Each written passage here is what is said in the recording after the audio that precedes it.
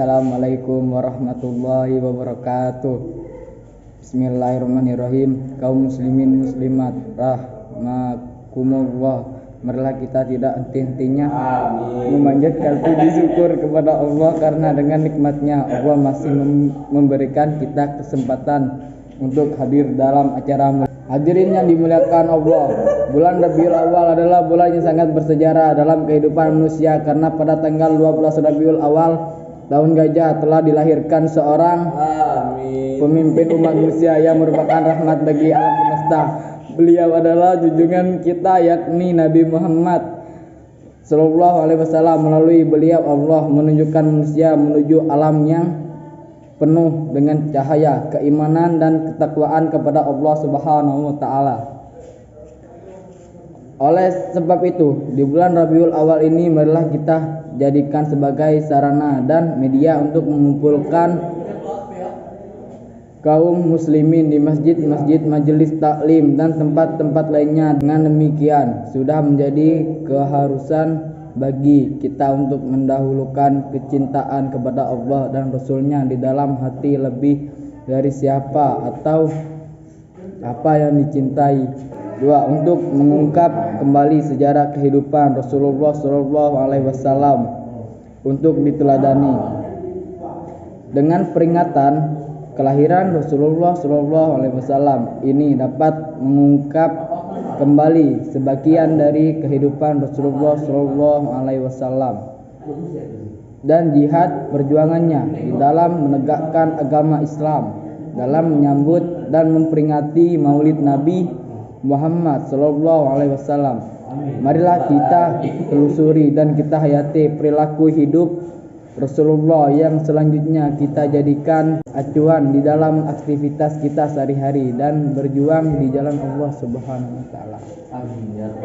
Allah berfirman di dalam surat Al-Ahzab ayat 21 yang berbunyi, Laqad kana lakum fi Rasulillahi aswatun hasanatul laman kana yazjullaha wal yawmal akhir wa zakarallaha katsira.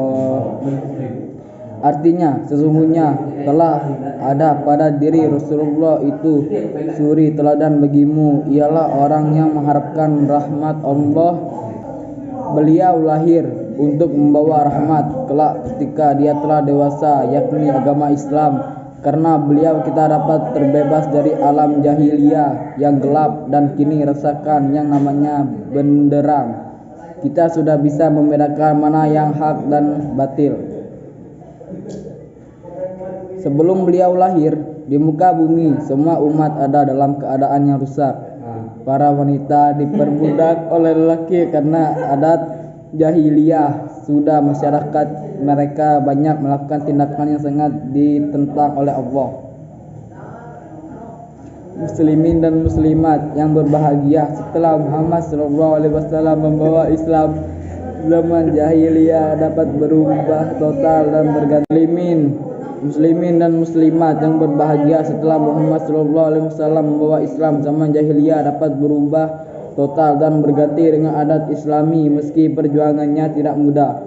Menurut sejarah Islam, Nabi Muhammad SAW lahir di tanggal 12 Rabiul Awal di tahun gajah dalam kalender Masehi adalah pada tanggal 20 April 571 Masehi. Nabi Muhammad SAW adalah Nabi terakhir yang memiliki banyak keistimewaan. Satu di antara keistimewaan Nabi Muhammad SAW adalah hak akhlak beliau yang sangat mulia. Kemuliaan akhlak ini beliau ajarkan kepada para sahabat, keluarga dan umat Islam di seluruh dunia, sehingga kita harus berperilaku menjadi muslim yang baik agar kita membawa citra Islam yang rahmatan lil alamin. Alhamdulillahirabbil alamin. Amin. Kemuliaan akhlak Nabi Muhammad SAW mendapat apresiasi dan pujian dari Allah Subhanahu wa taala dalam Al-Qur'an. Hal ini bagaimana firman Allah, itu dinamakan tahun gajah karena terjadi penyerangan oleh tentara yang mengendarai gajah untuk hancurkan Ka'bah.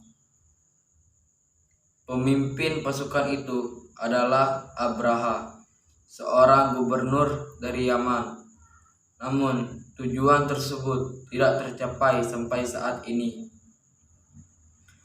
Oleh karena itu, mereka dihujani oleh batu kerikil oleh sekawanan burung ababil yang datang dari neraka. Nabi Muhammad SAW lahir sebagai yatim. Oleh karena ketika dia 7 bulan dalam kandungan, ayahnya Abdullah meninggal dunia. Dia tinggal bersama ibunya yang bernama Siti Aminah.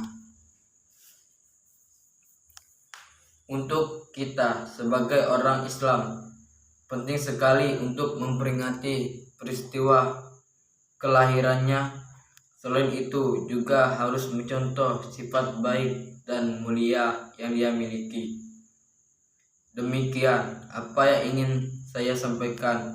Mohon maaf jika ada kata-kata yang kurang berkenan di hati Anda. Saya maaf sebesar-besarnya. Mudah-mudahan yang disampaikan pada kesempatan kali ini bisa membawa manfaat bagi kita semua.